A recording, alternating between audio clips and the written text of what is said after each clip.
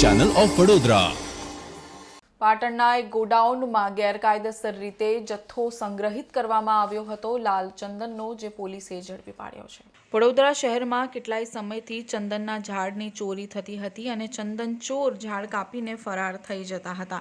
તો બીજી તરફ પાટણના પોલીસને ચંદન ચોર અંગેની બાતમી મળતા પાટણ પોલીસે આંધ્રપ્રદેશની પોલીસની મદદથી પાટણ પોલીસે ગુજરાતમાંથી લાલ ચંદનની ચોરી કરી ચોરીનો જથ્થો પાટણ પાસે આવેલ હાજીપુરના એક શ્રેય વિલા નામના ગોડાઉન નંબર 70માં છાપો મારી કરોડોના રક્ત ચંદનના 150 ટુકડા પકડી પાડ્યા હતા। ઉલ્લેખનીય છે કે હાલમાં જ રિલીઝ થયેલ પાન ઇન્ડિયા ફિલ્મ પુષ્પા 2 ધૂમ મચાવી રહી છે।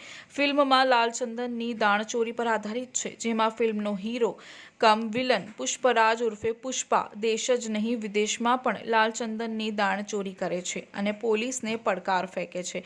ત્યારે જ્યાંથી ચંદન ચોરાઈને ગુજરાતમાં ઘુસાડવામાં આવ્યું એ આંધ્રપ્રદેશની પોલીસ જ ગુજરાતમાં આવી હતી અને પાટણ પાસે ગોડાઉનમાંથી કરોડોનું રક્ત ચંદન કબજે કર્યું એવું અહીંયા જોવા મળી રહ્યું છે। અલબત્ત પાટણ પોલીસે લાલ ચંદનની તસ્કરી કરતા 3 યુવાનોને ઝડપી પાડ્યા છે, સાથે જ રૂપિયા 2.5 કરોડનો ચંદનનો જથ્થો પણ કબજે કરવામાં આવ્યો છે।